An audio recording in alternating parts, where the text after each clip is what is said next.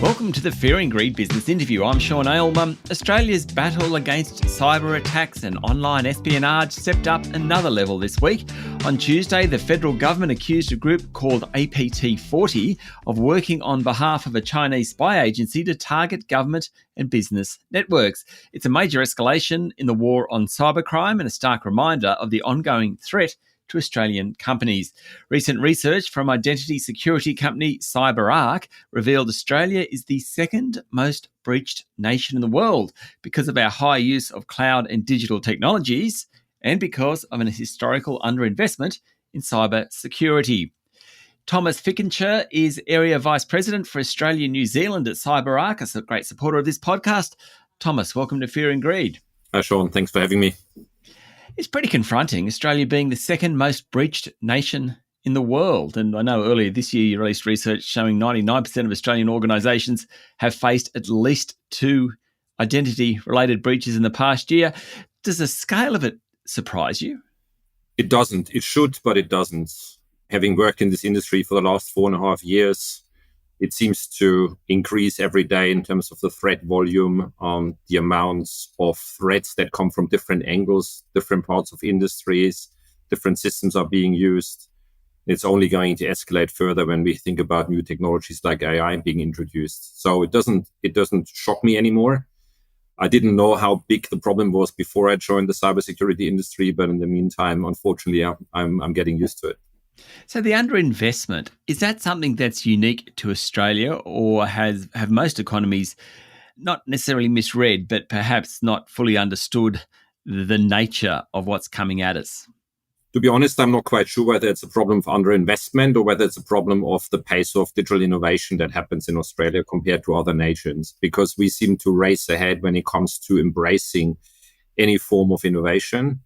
Certainly in the IT landscape, we do that a lot.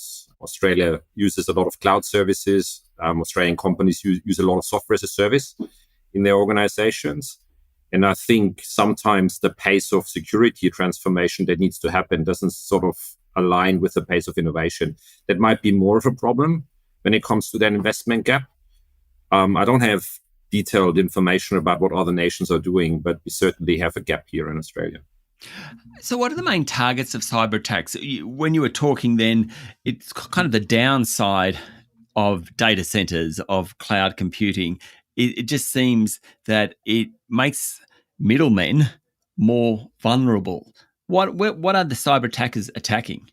They used to go after corporations, after single entities. Ransomware attacks were quite prevalent for a long time, and they used to go after systems that are key in their operations to block them and then obviously demand some form of ransom for financial gains. But now we find more attacks targeted towards what we call aggregators or service providers. And it's quite damaging because those aggregators play a role not just for a single company, they play a role for entire industries. So if you just look at the last 4 weeks, you saw that not just in Australia, but across the globe. A pathology service in the UK was attacked and 800 surgeries, critical surgeries in London hospitals had to be cancelled. A service provider in the US was attacked. That is a client management software provider for the car dealership industry in US, and 1,500 car dealerships couldn't function. In a recent example in Australia was a e-prescription provider in Australia called Medisecure, and they were attacked. They actually went out of business because of that. But you can see the aggregators are now more and more the ones that are being targeted. So you can see that attackers research what they want to do and where they can inflict damage. Yeah, I mean, I suppose there's more value for money for the hackers if they can hit an aggregator, because they're not just going to one organisation. Potentially they're going to hundreds of organisations. What is the type of cyber hacking that's occurring now? Is it ransomware or has it moved on from that? It's still ransomware in some occasions, but it's also moved on in terms of focusing on OT and operational technology. So we see attacks against industrial systems. And some of those industrial systems are quite old. Industrial control systems that are still being used. So hackers seem to go after that.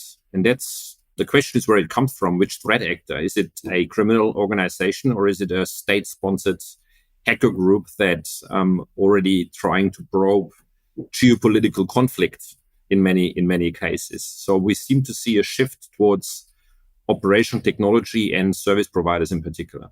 So, I mean, kind of different attackers are looking for different things, though. Is that kind of what I can draw from that, Thomas? Yeah, I would say critical services is a pattern here. Critical services in an industry, energy services, water management companies. Again, we saw that in the US, but I know that the Australian water suppliers are quite nervous about that as well. Waste management services, telecommunication services, critical medical services. Let's talk about ERs, like emergency rooms. All of those services seem to be targeted in particular. Is that by criminal activities or is it by state-backed hacking? It's a bit of speculation, but often it seems to be state-based or state-sponsored hacking. But there are well-organized criminal gangs as well. I just like the state-backed hacking and the announcement we've had in the last few days about APT40. It still really surprises me that there are state-based hackers, or am I just kind of a little bit too ignorant or too Pollyanna-ish about this? You know, the fact that out there are people like government money going into hacking to hurt other nations. I don't know, it surprises me. Yeah, well, it doesn't surprise me. I think I said that at the beginning. Nothing surprises me anymore. So look about geopolitical warfare, or what they call hybrid warfare. If you go to the major conflicts around the world, look at what's happened in Russia and Ukraine. It started before even the physical war broke out. It started with hybrid warfare, where Russian hackers, or again, state-sponsored hackers, were attacking energy grids and energy services in Ukraine as a preparation for a different or next phase of war. There's a group called Volt Typhoon, and they have links to the Chinese government, and the US government found out that they were basically sitting in their networks and energy networks and water management environments, preparing for whatever in the future. So it's systematic, and people use the term hybrid warfare. Stay with me, Thomas. We'll be back in a minute.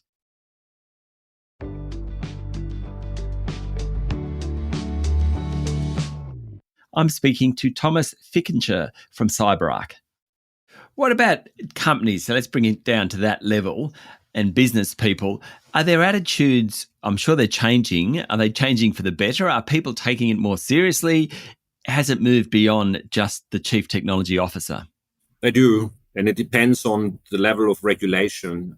There's a ranking here. Highly regulated industries are certainly taking it very seriously. So last week I attended a lunch. The major speaker was the chairman from ESIC. And ESIC and APRA obviously regulate the financial services industry. That's a highly regulated industry. They regularly issue prudential standards that banks or deposit holding institutions need to follow. So those industries are heavily involved in the discussion, and not just at a technical level anymore. The legal counsels are part of the conversation. The chief operating officers are part of the conversation. So it's good, because that's what we need. If you go down the regulation path a little bit to less regulated industry, you probably find less involvement. In those industries, it's still being delegated to technology functions. And in my opinion, it's too niche when it comes to tackling the problem in those industries. Okay, so just expand on that a bit. So the big banks, we get that. But let's say those companies which aren't as big as that, but certainly have plenty of customers, plenty of customer data. Is it a whole of company challenge rather than just a chief technology officer? It is a whole of company challenge for sure. Think about the impact of a cyber attack. It doesn't just sit in the technology domain anymore. It becomes a reputational problem. It becomes a legal problem for an organization. It certainly becomes a financial problem. Business have gone bankrupt. So it is a problem that actually impacts the entire executive team and the boards. Okay. AI and generative artificial intelligence. Let's bring that into the discussion. It doesn't sound as if that's going to help things too much, though I don't know.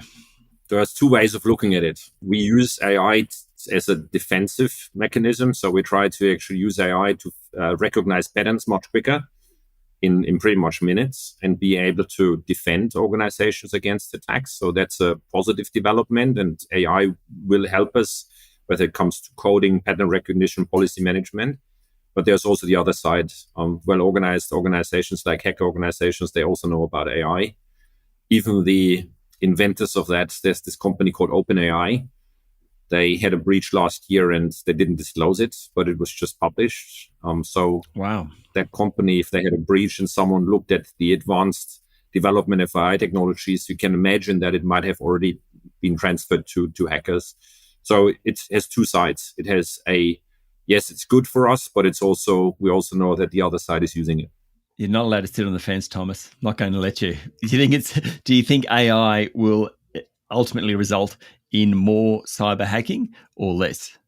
I'm nervous about it, to be honest. I think it will result in more hacks, and it's going to be industrialized and automated to a certain degree, the activity of the dark side. So I'm very nervous about it. If you think about what AI is, there's a lot of these things, natural language models and learning capabilities. Well, are these learning capabilities being used in the right way, or are these learning capabilities used in the wrong way? What are these bots learning? Are they learning a certain behavior that is actually evil or is it good? So how do we predict that? So I'm quite nervous. And I'm also nervous that AI engines tap into so many different data sources, not just within a nation, but outside of our boundaries. So I think we're gonna have a struggle. Okay, we like to finish these interviews with a lesson often, and particularly in these sorts of areas, because a lot of us know about the threat, but we don't quite know what our legal and regulatory responsibilities are. If I'm running a business, I know I need to do something about it. I haven't done enough about it. What do I do? Who do I message? Who do I pick up the phone? What do I do? Well, there are lots of organizations involved here. You can talk to the government. The federal government has issued lots of guidances for corporate leaders, in particular when it comes to the cybersecurity strategy 2023 to 2030. There's actually a guidebook which is for corporate leaders. That's an interesting one. General counsels in organization know when it comes to responsibilities for board directors and responsibilities for executives. That's a good starting point, in my opinion. Certainly, business leaders should talk to their technical leadership teams, CTO, CIO, and the CISOs in particular, and understand what the day in the life of these individuals looks like these days. That's internal communication, internal alignment. So yeah, there are, and then advisories. There's lots of organizations out there, the big advisories that actually have specific cyber strategies and cyber guidebooks and frameworks that can be leveraged as well. Thomas, thank you for talking to Fear and Greed. Thank you very much. That was Thomas Fickencher, Area Vice President for Australia New Zealand at CyberArk, a great supporter of this podcast. This is the Fear and Greed Business Interview. Join us every morning for the full episode of Fear and Greed, business news for people who make their own decisions. I'm Sean Aylmer. Enjoy your day.